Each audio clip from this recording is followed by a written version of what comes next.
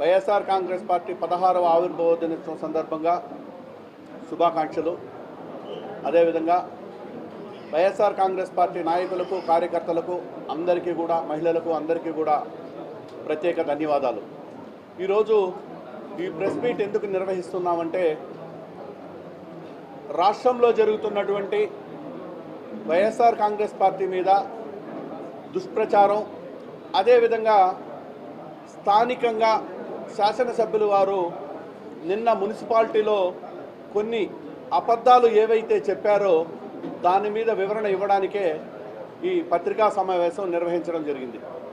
ప్రధానంగా గత సంవత్సరం రోజులుగా మీరు చూస్తే తిరుమల నెయ్యి విషయంలో ఏ విధంగా హిందూయిజాన్ని ముందుకు తీసుకొచ్చి, సనాతన ధర్మాన్ని ముందుకు తీసుకొచ్చి హిందువుల మనోభావాలు దెబ్బతీయాలి అనే విధంగా ఎన్ని అబద్ధాలు ఆడారో మనమందరం సంవత్సరం రోజులుగా చూస్తూ ఉన్నాం.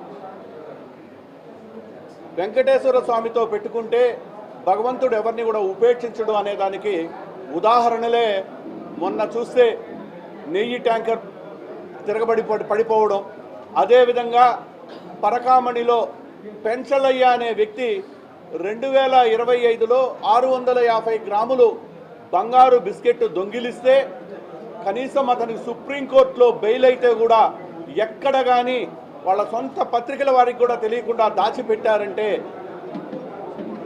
ఏ విధంగా ఈరోజు తిరుమల పవిత్రతను దెబ్బతీస్తూ ఉన్నారో మనం అందరం కూడా ఒక్కసారి ఆలోచించాలి. హిందూ మనోభావాలు కావచ్చు, తిరుమల పవిత్రతని గొప్పగా తీసుకెళ్లిన వ్యక్తి ఎవరైనా ఉన్నారంటే అది కేవలం ఒక జగన్మోహన్ రెడ్డి గారు, వైఎస్ రాజశేఖర రెడ్డి గారేనే తెలియజేసుకుంటాం. ఎందుకంటే 2 కొండలు అని జీవో తీసుకొచ్చి దాన్ని 7 కొండలు చేసిన ఘనత కూడా రాజశేఖర రెడ్డి గారిది. అదేవిధంగా వైకుంఠ ఏకాదశి రోజు ఒక్కరోజే దర్శన సమయం కేటాయిస్తే సామాన్య భక్తులు కూడా దర్శనం చేసుకోవాలి, వైకుంఠ దివ్య దర్శనం ఉండాలి అనే ఉద్దేశంతో 10 రోజులు వైకుంఠ దర్శన ఏర్పాట్లు చేసిన వ్యక్తి వైఎస్ జగన్మోహన్ రెడ్డి గారు. ఆనాటి తిరుమల తిరుపతి దేవస్థానం యొక్క బోర్డు నిర్ణయించిన మేరకు వైఎస్ జగన్మోహన్ రెడ్డి గారు ఆమోదం తెలిపి 10 రోజులు వైకుంఠ ఏకాదశి దర్శనం అనేది ఏర్పాటు చేయడం జరిగింది. అదేవిధంగా శ్రీవాణి పెట్టి, శ్రీవాణి ద్వారా బయట రాష్ట్రాల నుంచి వచ్చేవాళ్ళు కూడా సులభతరంగా దర్శనం చేసుకునే విధంగా దాంట్లో నుంచి వచ్చే ఆదాయాన్ని గ్రామాల్లో భజన మందిరాలు నిర్మించుకోవడానికి దాదాపు 8,000 దేవాలయాలు నిర్మించిన ఘనత కూడా వైఎస్ జగన్మోహన్ రెడ్డి గారిదని కూడా నేను తెలియజేసుకుంటున్నా. కాబట్టి ఏ రోజు కూడా చిన్న అపశృతి, వెంకటేశ్వర స్వామి గుడిలో తిరుమలలో చిన్న అపశృతి అనేది కూడా ఏనాడు జరగలేదు. అటువంటిది ఈ 2 సంవత్సరాల్లో మీరు చూస్తే వైకుంఠ ఏకాదశికి అనేక మంది చనిపోవడం, అదేవిధంగా శ్రీకాకుళంలో వెంకటేశ్వర స్వామి గుడిలో కూడా దాదాపు ప్రైవేటు గుడిలో 20 మంది చనిపోవడం, అదేవిధంగా చూస్తే ఈరోజు ఆ రోజు ఏమన్నారంటే శ్రీవాణి అనేది ఎందుకు పెట్టారు, అది కోటీశ్వరులకే సంబంధించింది, పేదలకు కాదు అన్నారు. మరి ఈరోజు దాన్ని కొనసాగిస్తున్నారంటే ఆ పెట్టిన కార్యక్రమం మంచిది కాబట్టే కదా మీరు కొనసాగిస్తారని కూడా నేను తెలియజేసుకున్నా. అదేవిధంగా ఈ మధ్యకాలంలో గోశాలలో గోవులు చనిపోతూ ఉంటే ఎవరికీ తెలియకుండా గోవుల్ని కూడా దానం చేసేస్తూ ఉన్నారు. ఇంత అపశృతి జరుగుతూ ఉందంటే కారణం ఆ భగవంతుడి మీద వీరు వేసిన నింద వాళ్ళకే చుట్టుకుందని కూడా నేను తెలియజేసుకుంటున్నా. కాబట్టి ఇకనైనా హిందువుల మనోభావాలు దెబ్బతినే విధంగా కాకుండా ప్రజలకు ఏ విధంగా మంచి చేయాలనే ఉద్దేశంతో మంచి కార్యక్రమాలు ఏదైతే సూపర్ 6లో హామీలు ఇచ్చారో ఆ హామీలు నెరవేర్చాలి, కానీ ఇటువంటి దుష్ప్రచారాన్ని ఆపాలని కూటమి ప్రభుత్వాన్ని మేము కోరుకుంటున్నాం. ఇకపోతే నిన్న మున్సిపాలిటీ ఎన్నికైనటువంటి కార్పొరేటర్లు, మేయర్లు, డిప్యూటీ మేయర్లు పదవీ కాలం 5 సంవత్సరాలు పూర్తయిన సందర్భంగా మున్సిపాలిటీలో వీడ్కోలు సభ ఏర్పాటు చేయడం జరిగింది. ఆ వీడ్కోలు సభలో మంచి సాంప్రదాయమే, అందరికీ బట్టలు ఇవ్వడం మున్సిపాలిటీ బడ్జెట్లో ఇవన్నీ మంచి సాంప్రదాయమే. కాకపోతే ఏదైనా కానీ మనం చేసింది మనం చెప్పుకోవాలి, కానీ ఇంకొకరు చేసింది మనం చెప్పుకోవడం అంటే దాన్నే మన నాయకుడు చెప్పేది క్రెడిట్ చోరీ అని.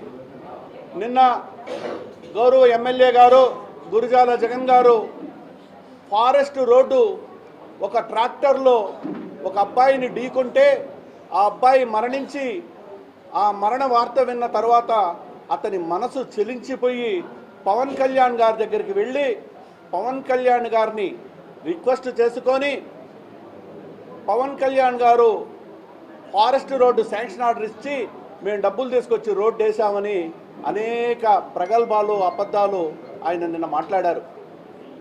అయ్యా గురిజాల జగన్ గారు, మీకు నేనేదో క్యాజువల్గా మాట పూర్తిగా చెప్పడం కాదు, దీనికి టెక్నికల్ శాంక్షన్ ఆర్డర్ ఇచ్చింది వైఎస్ఆర్ కాంగ్రెస్ పార్టీ 2023 11వ నెలలో. అదేవిధంగా డేట్కు పిలిచింది కూడా 30/12/2023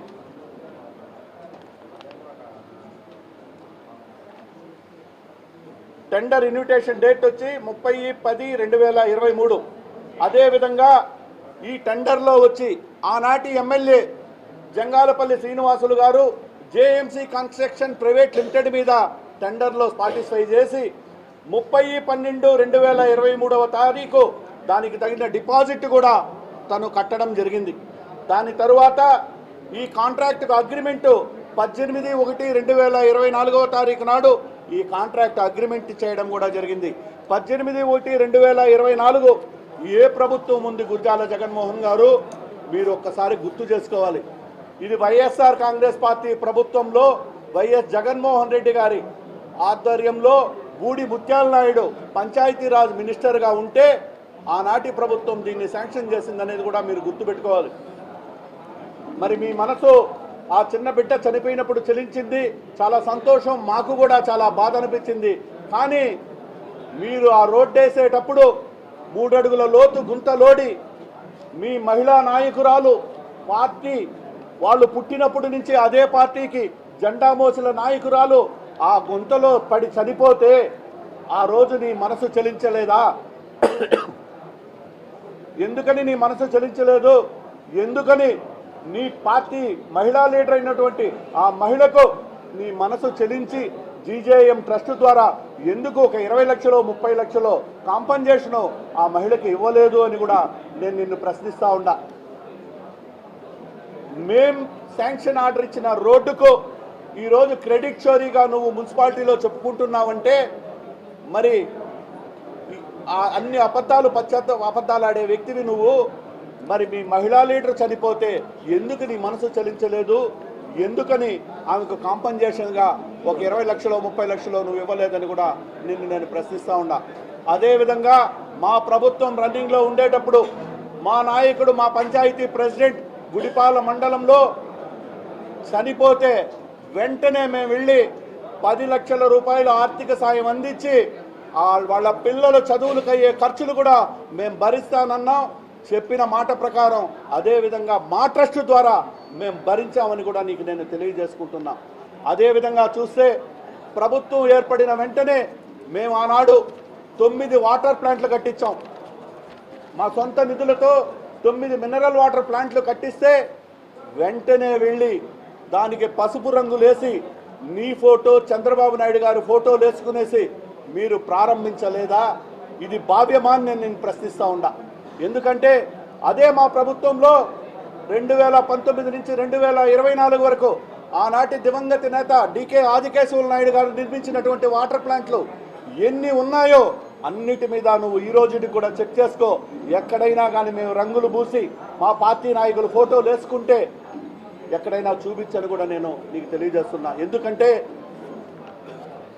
ఎవరైనా నిర్మించిన దాన్ని దాతగా ఉంటే దాతల పేర్లు ఫోటోలు వేసుకోవడం సహజం. అటువంటిది ఎవరో నిర్మించిన వాటర్ ప్లాంట్లకు ఈరోజు మీరు మీ నాయకులు రంగులు వేసుకునేసి దాని మీద మీ ఫోటోలు వేసుకున్నారంటే ఇది నీ విజ్ఞతకే వదిలేస్తూ ఉన్నాం. అంటే రేపు భవిష్యత్తులో మీరేదైతే నిర్మించారో మీరేదైతే శిలాఫలకాలు పెట్టుకున్నారో వాటినన్నిటికి కూడా ఇదే విధంగా చేస్తే నీ మనస్సాక్షి ఒప్పుకుంటుందా గురిజాల జగన్ గారు అని కూడా నేను ప్రశ్నిస్తూ ఉన్నా. ఇది ఎక్కడ లేని సాంప్రదాయాలు, ఇటువంటి సాంప్రదాయాలన్నీ కూడా నువ్వే తీసుకొచ్చి పెట్టావు. 9 మినరల్ వాటర్ ప్లాంట్లు మొత్తం కూడా పూర్తిగా నీ ఫోటోలు నీ రంగులతో నింపుకున్నావు. కానీ ప్రజలకు ఇది బాగా తెలుసు, ప్రజలందరూ కూడా దీన్ని గమనిస్తూ ఉంటారని కూడా నేను తెలియజేసుకుంటున్నాను. ఇకపోతే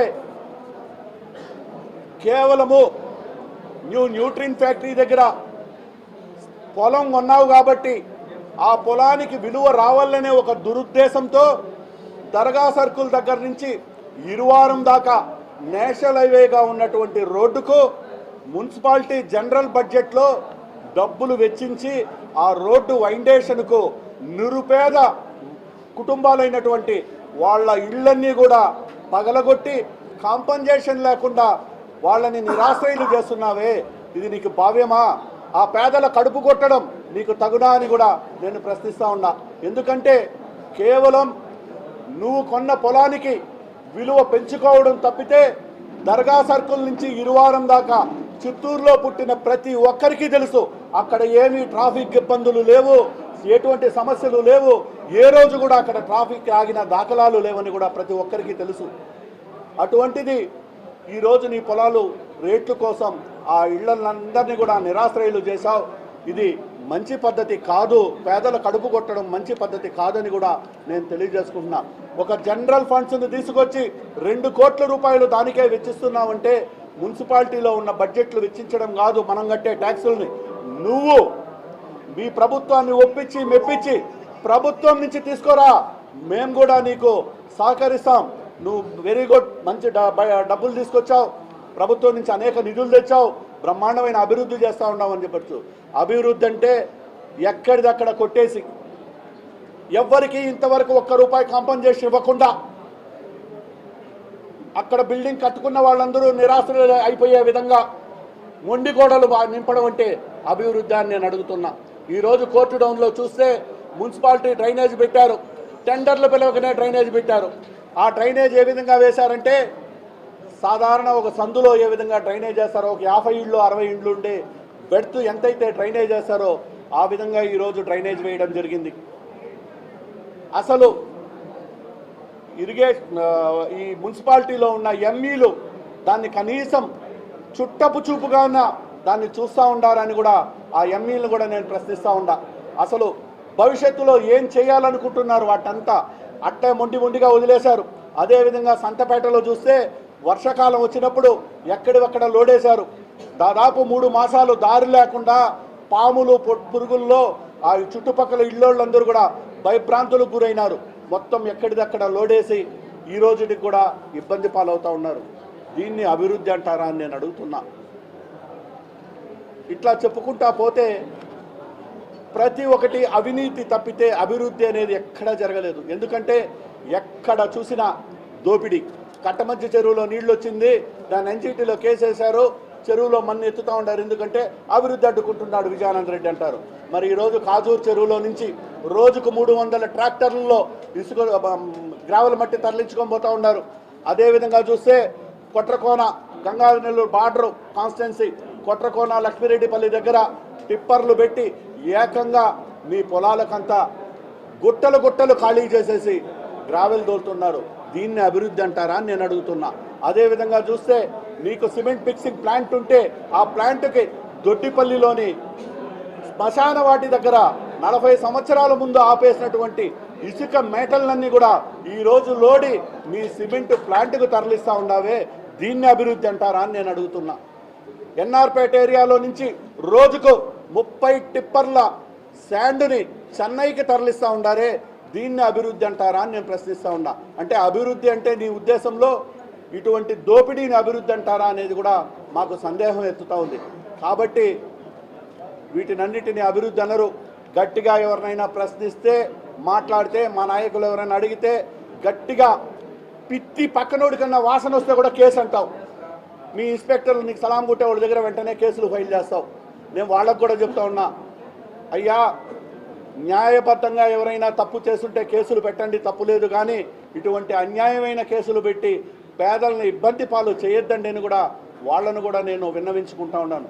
కాబట్టి ఇకనైనా ప్రజలకు ఏదైతే హామీలు ఇచ్చారో సూపర్ 6లో భాగంగా ఒక్క పెన్షన్ తప్పితే మీరు చేసిన హామీలు చెప్పిన హామీల్లో ఏ ఒక్కటి కూడా నెరవేర్చలేదు అని కూడా నేను తెలియజేస్తా ఉన్నా.